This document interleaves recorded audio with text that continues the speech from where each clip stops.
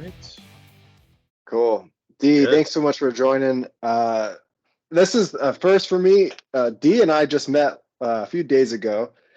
He's basically, when I call myself the attribution guy, but the reality is, like, I think you're the real attribution guy here. I mean, you've kind of covered the gamut of Yeah. working within different tools. You're head of revenue at Hockey Stack.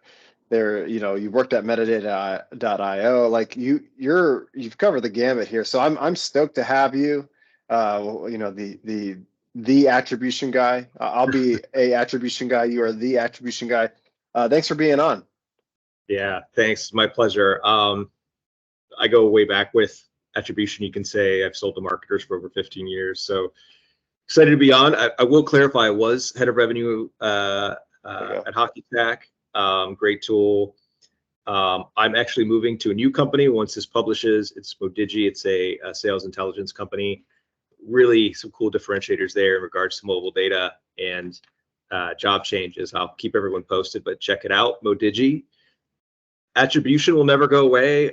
Still good friends with the team over at Hockey Stack. Really good friends with the team over at Dream Data. They're excellent, and they're probably the two you see most right now when it comes to attribution. Them and Adobe, of course. Yeah. So lots of thoughts on it. I know a lot about analytics too, which is really, I think, where this all started. That was the original Dream Analytics. BI could do it. So I could talk about it forever. I'll keep it snappy. And yeah, we'll get into it. Well, let's talk about that. So what was your first experience then with attribution? You're saying started with BI analytics. So let's talk about your first experience there. Yeah. So I'll go way back. This is like 2008. I worked for a company called Aberdeen that delivered research and demand generation, content syndication. Things were very different back then. It wasn't so much about brand. For worse, websites were hard to get up and running. So we would deliver leads, and you had two types of companies. A lot would just look at the lead list and kind of do it ad hoc, spreadsheets. I started to manage the BI ecosystem. This is when Tableau was getting really hot. Companies like Domo, Click were really making hay in the space. Spotfire, they were acquired by Tibco, and those companies were able to look up performance with just a click and show performance and have analytics about that performance. So this piece of content performed well way before other companies were doing it, way before you had that ability to build and execute with BI and analytics. This would have been, 2010. So that's my first experience. I'll never forget meeting with the CMO of Tableau, Elisa Fink, and she was able to just in a click say, yeah, this performed really well for us. We want to do it again. And that's when it kind of hit me, man, they're going to be able to to judge performance across the buyer's journey. Yeah, it's going to be, there was a kind of an accelerator. Once you started visualizing things and easily can just digest it, it just accelerated that process. Yeah, and they drink their own Kool-Aid, right? Their champagne. I mean, and it's also a selling thing for them, so they can show this is how we do it, and this is how we monitor our marketing performance, and they're able to show that, and it's a selling tool. So different attribution, but EMC set up a whole data science lab, and looked like the ship of like when you get under the battleship, when everyone drives the ship and the crew's all there, the bridge. Yeah.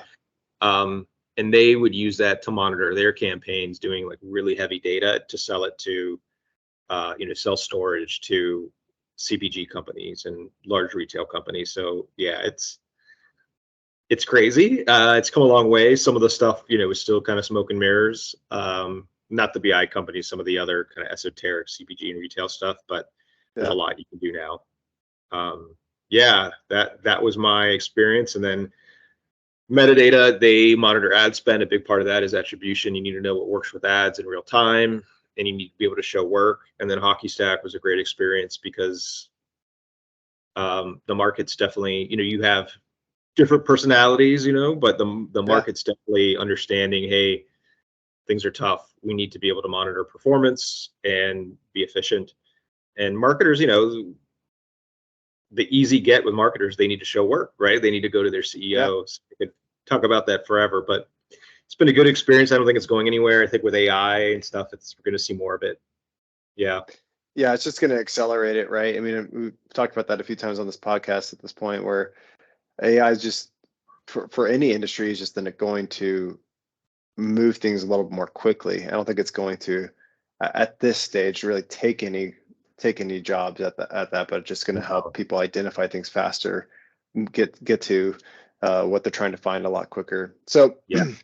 before we look into the future of marketing attribution, what I'd love to know kind of your theory of attribution. You just kind of called out the different levels in which you've seen it, how you kind of saw it from like a homegrown, like this is what the early stage of marketers were doing and how they began to see it. So where do you land within the theory of marketing attribution or attribution as a whole for businesses? So Professor Scott Galloway, who himself is a marketer, recently was something in New York, like NYU, Future of Marketing. And he said marketers will become, supply chain for demand will be a big part of their job.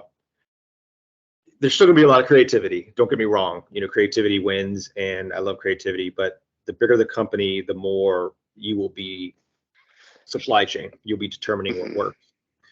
And I think to do that, you really need good attribution. So what are some of my theories? Well, the first is a strong data foundation infrastructure. So think about what you're doing. You're taking website data, ad data, outreach data, create data from different content pieces, and you're merging that data, you're transformalizing it, normalizing it, and then applying statistical analysis, analytics to it. That's really hard. So data prep, for the life of analytics, data prep has been like 80% of the time. Right. So AI is going to help there, but you need a strong data foundation where you can trust the data, and it's very difficult to do. I want to give a shout out to the team at Dream Data. They've actually built a very nimble but solid data foundation. That's really one of the strengths there. That's necessary, hands down. You need to be able to trust the data. I don't know if you heard that from anyone talking about attribution, because sometimes I feel like that gets overlooked. I think you nailed it. Yeah, because I think that's why attribution software has become so well received, is because those who try to do it on your own. So coming from like a Marketo background, Marketo Engage was kind of one of the first automation tools that would say, hey, we'll pull in CRM data, we'll look at opportunities, and then we can chop it up and give you marketing attribution. And which was so helpful. But it was in the confines, and then you quickly got to a point of like, well, we have sales is doing this, we know events is doing, like, there's so many other things happening here, and we have this data discrepancy.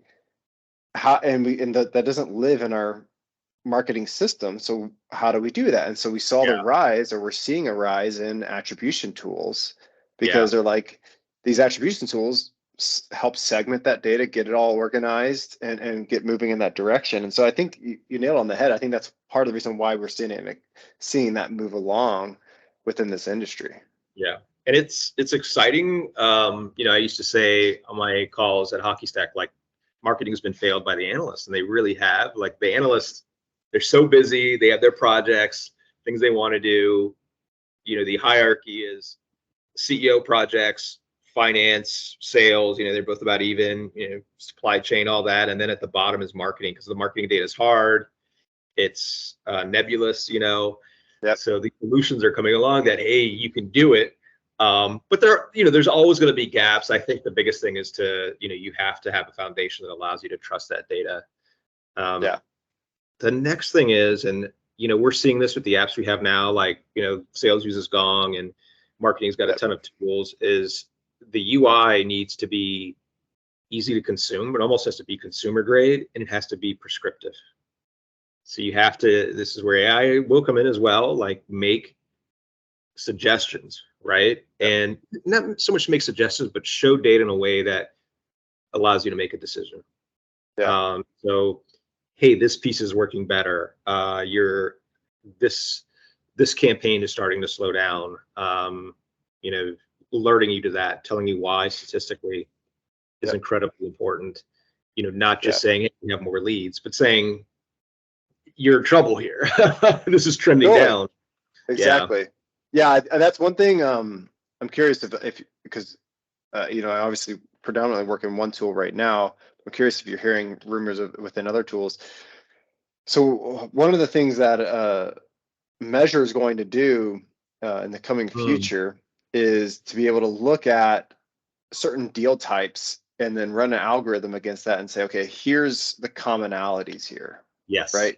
And that seems like somewhat elementary, but because of the move of AI and where we're at now, we're getting a lot closer to that. And so we can look at, to your point, not just what are the things moving things along, but also what's causing deals to get blocked or inhibited, right? And so you can run those algorithms now. Now I don't know what the time frame is on any of that, but you know, I'm seeing a little bit more of that, which is really exciting. But to your original point, if the data infrastructure isn't there, yeah, absolutely, it just doesn't matter. So that means you have to have a clean CRM where sales is actually logging things, and marketing is making sure all their inputs are there. So it's just it still boils down to clean data. And you know, I know that challenge. Like one of my good friends is head of product marketing at Informatica, and his big push is, hey, you need clean data for AI. And before that, it was you need clean data, good data for analytics. But I do think it opens the door for, you know, sales and marketing alignment, right? Because sales needs to find, hey, what did the prospect do before they interact, before I have my call? And you know, marketing needs to know, how is that deal progressing after sales has the call? So, you know, hopefully. So Dave Kellogg, he was at, I think, Hyperion, IBM. He was at Host Analytics, one of my business heroes. Very fond of him. He said, hey, you know, marketing should be a dispassionate advisor. And I wish sales could do that too. Sales get so emotional, you know, starts, everyone's emotional. But if we can bring data to that, we can make some, you know, data's not going to, everyone's like, oh, we're just going to do with the data. That's not how it works. It's just informing our decision, right? So we don't do anything silly, and we try to maximize. You know, hopefully that can bring that to the table. But it's, you know, tough. Like you said, looking at, hey, where things are stalling, that's advanced data analytics. And, you know, even with AI, like buying AI from Amazon right now is incredibly expensive. You know, those totally AI chips are scarce, but yeah, it is exciting, man. Yeah. So let me ask you, you know, head of revenue, running some different sales orgs, what's ways in which either you or that you've helped teams use those marketing analytics and the attribution and how you're tracking those life cycles within the sales org? Like, how does that data kind of transfer over? Obviously, within marketing attribution, we always encourage looking at the entire cycle, not just marketing engagement. So on the other side of the fence, those more emotional people within our org, what are they doing? How are they going to use that data? So I think there's a couple ways. One is, there's a study years ago that said when people worked in offices, they would change the fluorescent lights and morale would go up.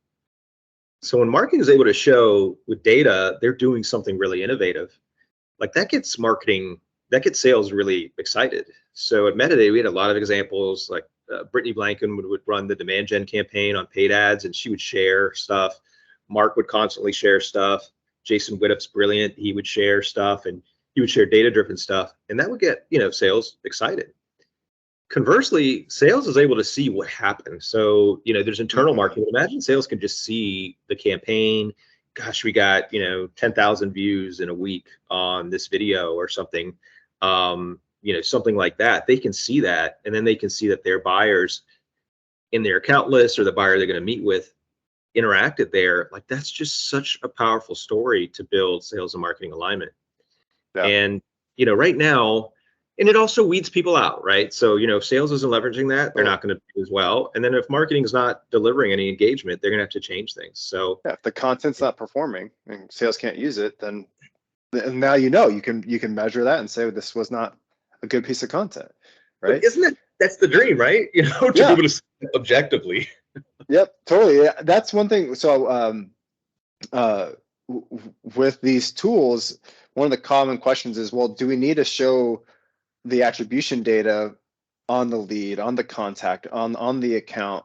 And this is the main argument there is, Yeah. yeah, you absolutely do. Maybe not As so much much as the you can. lead, but for Yeah. the contact, yeah, like what's driving these engagements? What's driving them to move along this funnel? And if you're not getting them any of that information in front of them, then it doesn't help them at all. It doesn't help marketing. It just creates more, Yeah. it's just creating more of a silo of you're just kind of doing your own thing. And Hockey Stack, when I worked there, they had their journeys where you could see that. And that was always so powerful to someone came to the live demo, right? Someone interacted, this company saw video. And then Dream Data just released Reveal, which is similar functionality, a little bit more tied to the data, but that's so powerful too, that to say, hey, this came in there. And we'll get there, right? We're still probably a generation away from AI. We need like a Snowflake or Databricks of AI to enable that, but we're getting there for sure. I think Dream Data had a really cool one where they have a dashboard where you can see, okay, it's not AI, but as a salesperson, I can come in here and I can see of these accounts that are engaged, how many of them currently don't have an open opportunity, and how many of them are currently filling out this form, like these key indicators of that they're willing to buy, but no one's engaged with them yet, right? And it's sales that's able to go in there and look at that. So whoever's hungry enough to go after it can do that, right? And I just think that's so cool. So many ways for that to be used. Like I'm just thinking about that. But sales, like really, now we talk about like, X, right? Like XDRs and, the full customer journey. Thankfully, customer success is getting the attention it rightfully deserves. But that's also helpful to them, right? As they look at their, renewal, what is someone reading, as they look at onboarding, those first 30 days are so important. And yeah, it's exciting. But yeah, what you mentioned with Dream Data is really cool. Yeah, it's tough, right? It's still going to be hard, but it's getting there. Yeah. All right, so we kind of talked about where it all began. We've kind of hit this middle piece. So what's the future? We touched on AI. We kind of talked about, we touched a little bit of what the opportunities are there, at least from the Marketo measure side. But what are you seeing in this space? What are you seeing are going to be some of the things in which businesses should be aware of as far as tools that are going to help them accelerate their pipeline or accelerate their deals and so on? Yeah. A few things. One is technology is going to allow for implementation to go faster. So big fear with attribution tools in the past, and this, you've implemented attribution. Hey, it's going to take 90 days, 6 months, right? And buyers just can't afford that right now, both budget-wise and professionally.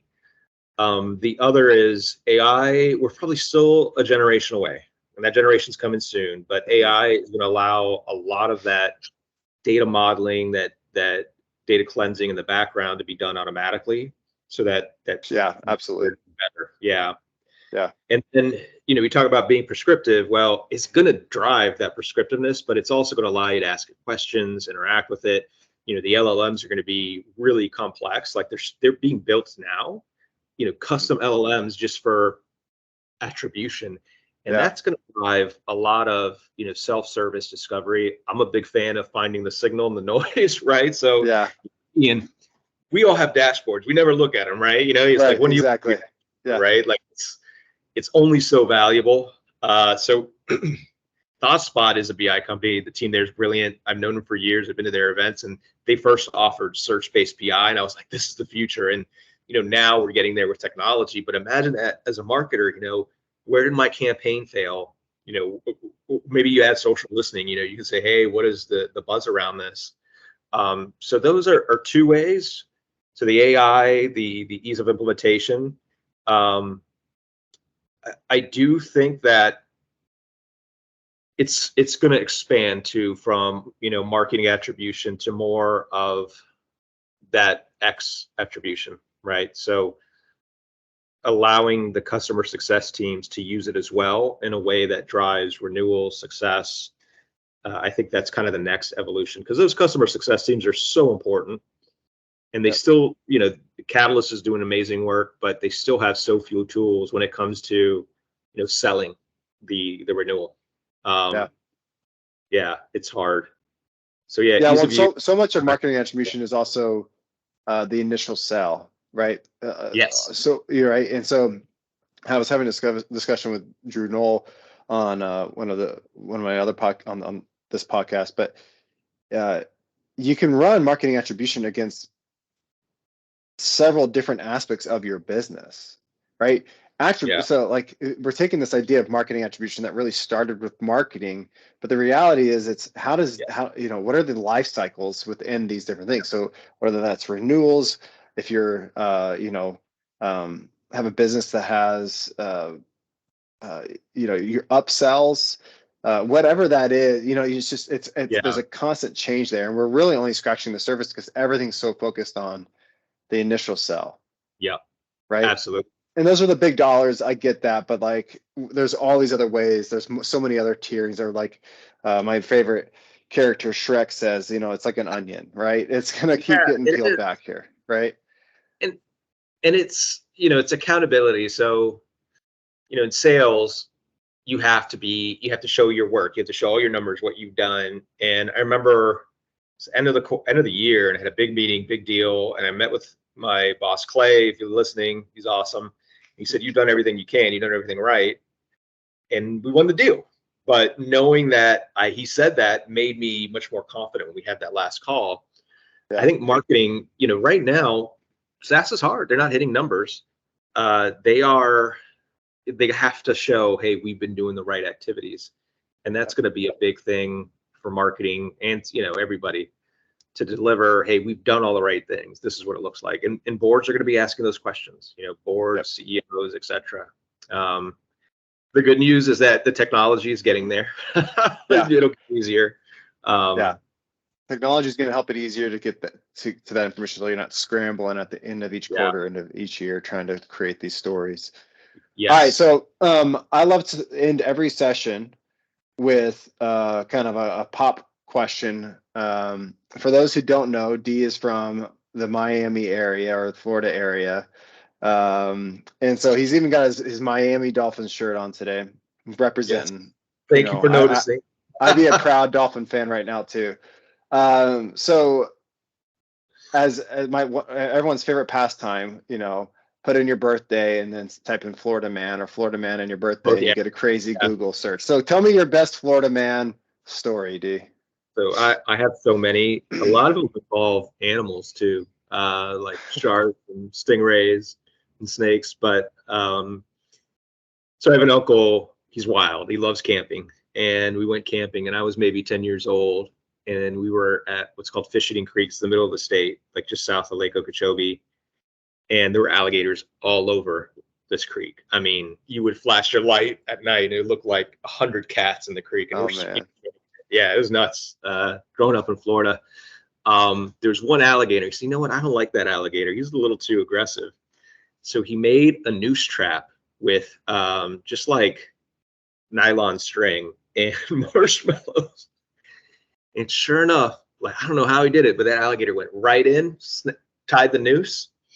And this thing was fighting. This was maybe a 4 or 5 foot alligator, just squirreling and swirling. Huge, though. It was big enough. Yeah. That's big for me. I don't deal with alligators. 4 to 5 feet. I'm 6 foot tall. So to me, I'm like, that seems insane, right? Like, that just seems crazy. Yes. Keep your kids and pets away from alligators if you're in Florida. But I'll never forget it squirming. And then, we let it go. It was fine. Sure enough, it left us alone. It went up the creek and it figured it out. Yeah. Wow. But I have so many. We ran over an alligator once. Like we went hunting, we went hog hunting, we were going early in the morning. Our neighbor had a brass alligator, like this big brass. People would stop by and shoot at it all the time. Yes. And now in Florida, the crocodiles the population is doing really well. So there's a nuclear power plant, and the warm water from the plant, like the population's bubbling. My dad's boat dock, there was a crocodile on the boat dock, and it bit one of the people at the boat dock. There's just so many wild That's wild. stories. Yeah. Do not, Yeah. yeah, do not take them lightly. No, Yeah. no, I don't. Yeah. That's crazy. That's Yeah. crazy. I hear Florida's really pretty, hit the keys, all that, but I don't know if I could handle it. I don't know if I could do it, man.